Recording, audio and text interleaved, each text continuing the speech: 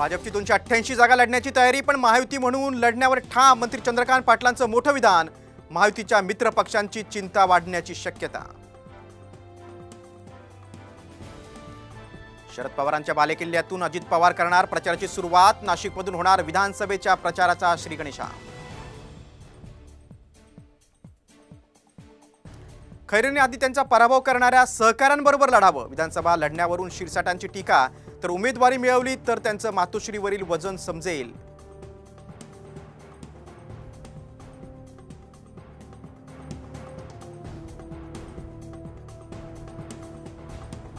हरिभाऊ बागडे, नाना सरळ साधा माणूस. ते राज्यपाल पदाला न्याय देतील आणि निपक्षपणे कारभार करतील. अंबादास दानवेंकडून बागडेंना शुभेच्छा. रायगड जिल्ह्यातील महायुतीमधील संघर्ष टोकाला. गद्दारी केली तर श्रीवर्धनमध्ये उमेदवार देऊ. महेंद्र थोरवेंनी तटकरेंसह अजित पवारांच्या राष्ट्रवादीला सुनावले खडेबोल.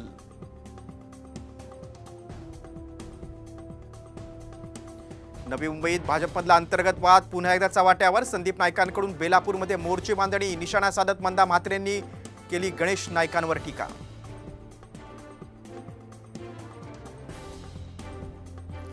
अनिल देशमुख यांच्यातर्फे मुद्दाम देवेंद्र फडणवीसांना बदनाम करण्याचं षडयंत्र सुरू. मंत्री गिरीश महाजनांचे अनिल देशमुखांवर गंभीर आरोप.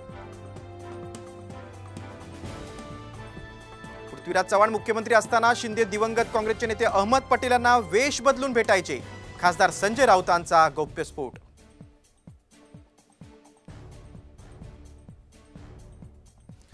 भाजपच्या अधिवेशनात आमदार गणपत गायकवाडांच्या समर्थनार्थ घोषणा. गायकवाड सध्या गोळीबार प्रकरणात तुरुंगात.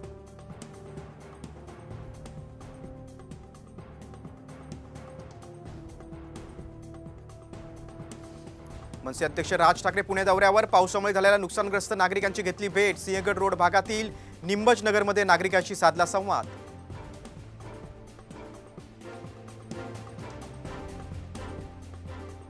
कार्ला मळवली येथे पुलाचं काम सुरू. रस्ता बंद असल्यानं पर्यटकांचा हिरमोड. मळवली भाजे येथील पर्यटन ठप्प.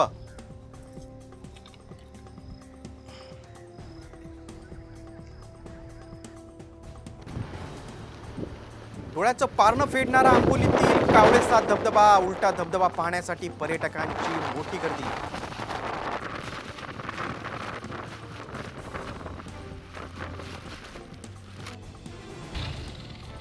पनवेलच्या शेडुंग टोल नाक्यापासून ते पनवेलपर्यंत मोठ्या वाहतूक कोंडी. रस्त्यावर वाहनांच्या लांबच लांब रांगा.